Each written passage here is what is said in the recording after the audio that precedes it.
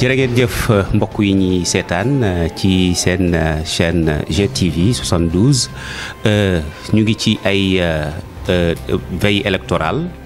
macha allah ñu ngi fii ci commune bu Ndiarème Limamoulaye ñëwoon seet si kii di maire le docteur Mor Waré Gueye nekk fii le maire sortant ñu fas yéene seq ak moom waxtaan ngir xool ci élection yi ñu jëm incha allah enjeu bi lan la ak campagne yi nga xamante ni si ñu ngi ci naka la mbir yi tëddee docteur ñu bàyyi la nga nuyoo ak mbokk yi ñuy seetaan. asalaamaaleykum wa rahmatulah mbokki auditeurs ak peut-être téléspectateurs yi nga xam ni ñoo ñuy suivre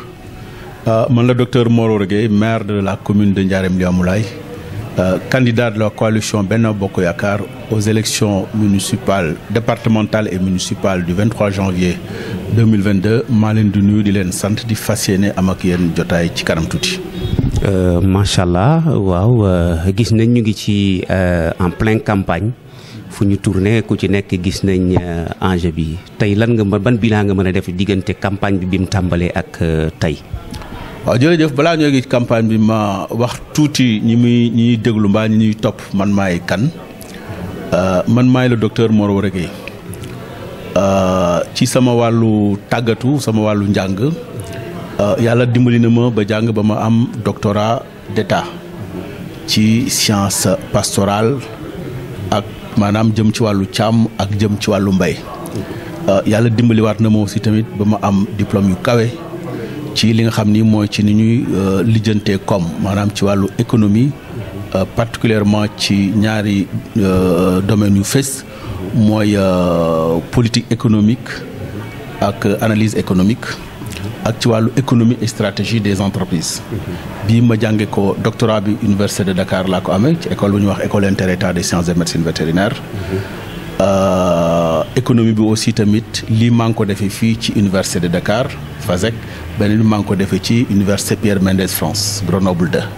waaw kooku moom mooy Mor Waré Gueye. loolu nag bi ma yàlla dimbalee ma am ko ba aussi tamit tàmbali naa di liggéey. mais liggéey naa ci tuuti ci wàllu recherche maanaam ci gëstu nu ñuy doxalee réew nu ñuy doxalee mbay nu ñuy doxalee càmm ak lépp lu ci aju ak napp ak yooyu. yàlla dimbali ni ma nekkoon ci ay banque mu nekkoon ci banque de développement di fa doxal ay projet di fa accompagner aussi tamit des opérateurs économiques boobu ba léegi aussi toll na ci lu ëpp ñaar fukki at ak juróom ci banque laay liggéey alors ci wàllu nag li nga xam ni tey moom moo tax ñu toog fii di waxtaan nekk naa adjoint au maire depuis 2014 waaw depuis 2014 maa ngi liggéey ci mairie bi nekk premier adjoint au maire nekk également président de la commission des finances au niveau de la ville de Guédiawaye donc am na tuuti loo xam ni xam nañ ko ci nu ñuy war a mën a yore ak nu ñu mën a doxalee doxalin bu gën ak doxalin bu mucc ayib li ñuy wax ay mbiri commune ak mbiri municipalité. alors campagne bi nag ubbi na defe naa ne def nañ lu toll ak fukki fan mais liñ ci gisagum rek mooy lu dal xel. dal na xel ci kaw ñun xaaruñu ba campagne bi ubbi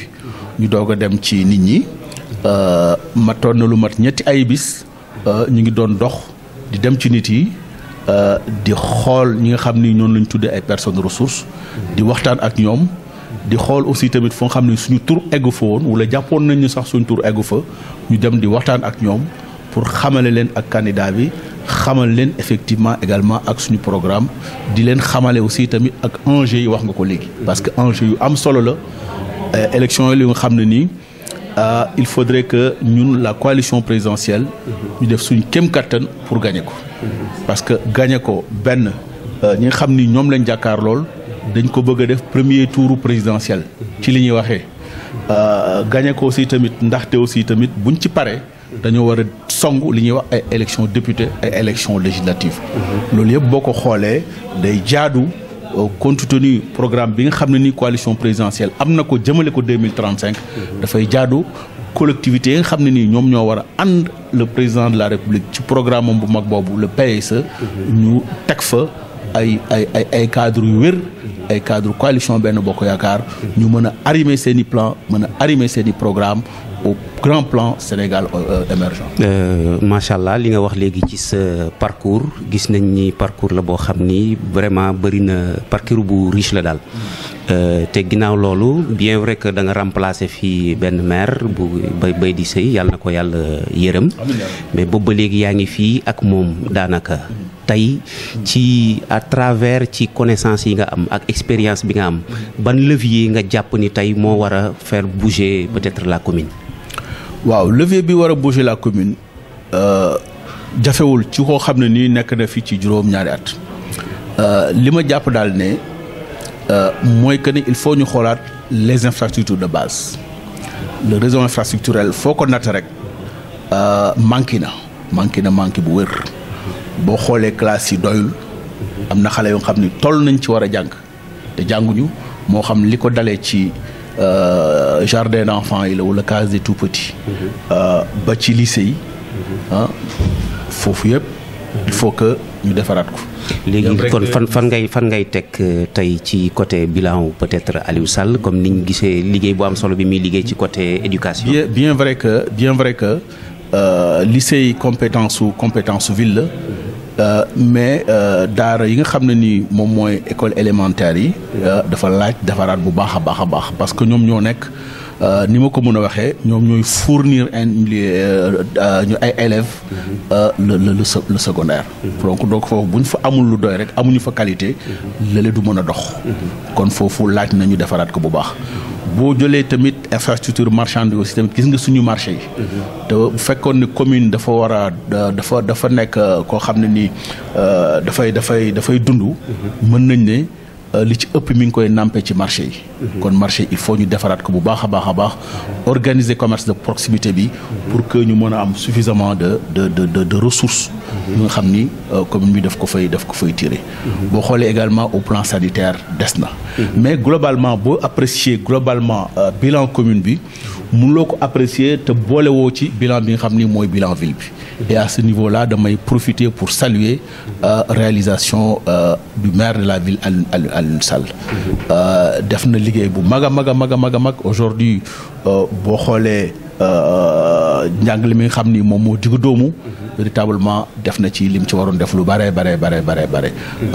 commune aussi sur le plan éducation.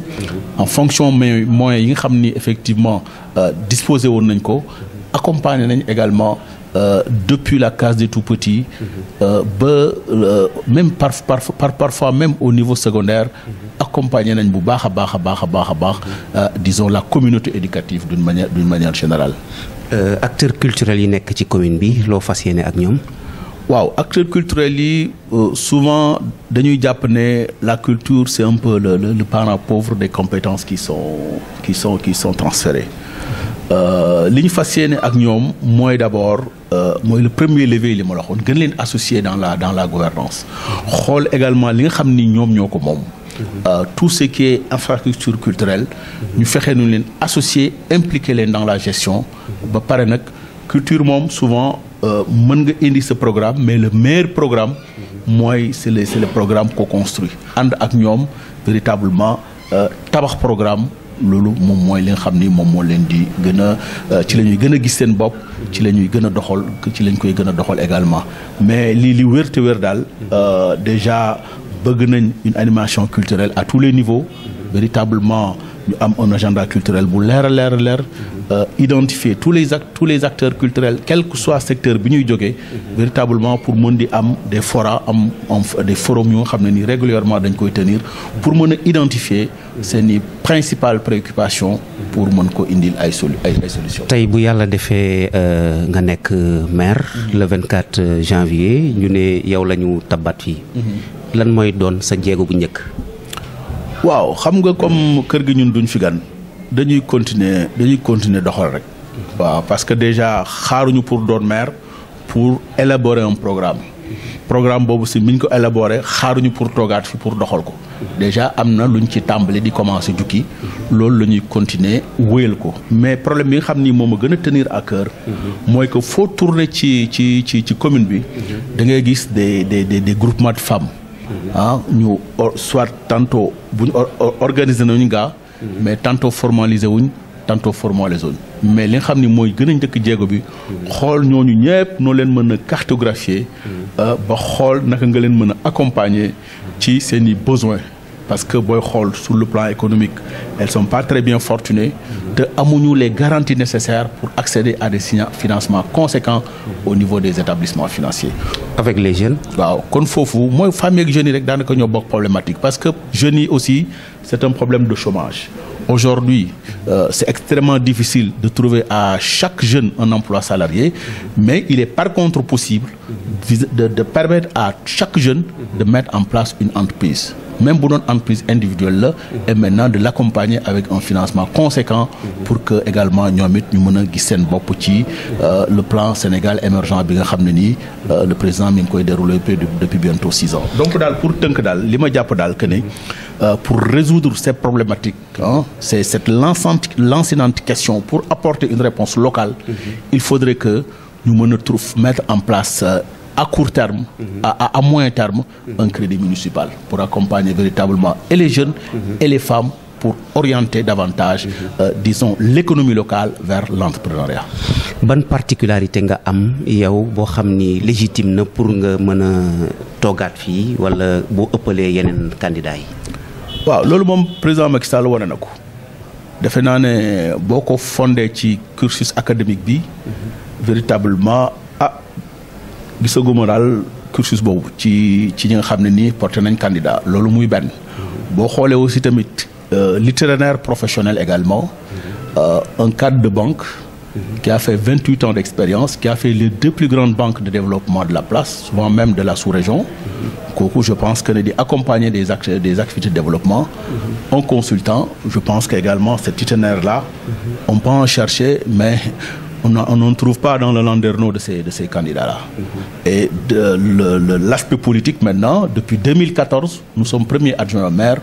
au cœur de l'ensemble de toutes les politiques, de tous les programmes et de tous les projets. Véritablement, ça aussi, je pense que c'est un acquis, pour ne pas dire que c'est un avantage comparatif réel. Bokhole également au niveau de la ville, nous travaillons au niveau de la commission des finances que nous supervisons wax dëgg yàlla loolu doon na ay atu yu nga xam ne nii yeneen candidats yi amuñu ko kon yaakaar naa ne bu fekkee ne pour doxal la rek et doxal véritablement loolu aussi tamit bon ay avantages compétitifs la. looy tëjee sa campagne. waaw li may tëjee sama campagne mooy ñu ñaan ñun ñëpp ñu jeexal ko ci jàmm. commencé na ci jàmm ñu ngi koy doxal ñu ngi sant yàlla fu ñu dem rek. dañuy jàppe candidat bi nga xam ne nii mooy candidat bi population yi doon xaar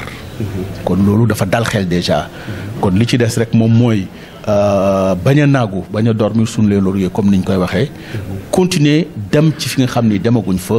waxtaan ak ñi nga xam ni am nañ yéene waxtaan ak ñoom bu ko defee rek véritablement ca bis ba ñu teg un dispositif bu leer un cordon électoral bu sécurisé daal di dem ci vote bi toog xaar résultat yi tranquillement ak sérénité xam ne mbir mi leer na ba pare li ci des dañuy ñaan yàlla mu jeex ci jàmm bu ko defee ëllëg 11 yi nga xam ne nii li ma koy waxee ci à chaque fois bu ma amee opportunité bi dafay symboliser équipe bu paree ñu ñaar ñëpp ñu àndaat derrière le maire Mor Woré Gueye ñu xool nu ñuy jëwle yóbbee jaaram joom laa ci kanam yow laay ñaanal nga toog fi mais tey su yàlla dogalee peut-être safaan bi kan nga jàpp ni moo la gën a jege ci côté expérience ak mën-mën. non ça il faut pas en parler parce que c'est impossible ce qui est impossible est impossible ce qui est impossible c'est vraiment impossible et on en reparlera le 24 nga may ma occasion rek ma sant le président de la République pour choix bi nga xam ne ni porté na ko ci sama personne di sant aussi tamit Alioune Sall di jàppale bi nga xam ni jàppaleñ ko di sant également le candidat Lat Diop di ko souhaiter également bonne chance jàppale bi nga xam ni ñu ngi ñu koy jàppale donc di sant ñëpp di gërëm ñëpp di ñaan mbir mi am ci jàmm jeex ci jàmm njaaram laa yëpp àndaat ñu liggéey maa lay sant di leen gërëm merci. jërëjëf mbokk yi ñuy seetaan ci seen émission micro Guédiawaye saa su ne nii lañ koy defee ba élection yi jàll incha allah ñu ngi leen di dig daje beneen yoon ci beneen numéro ak beneen candidat salaamaaleykum. ZTV 72. Le Sénégal en image.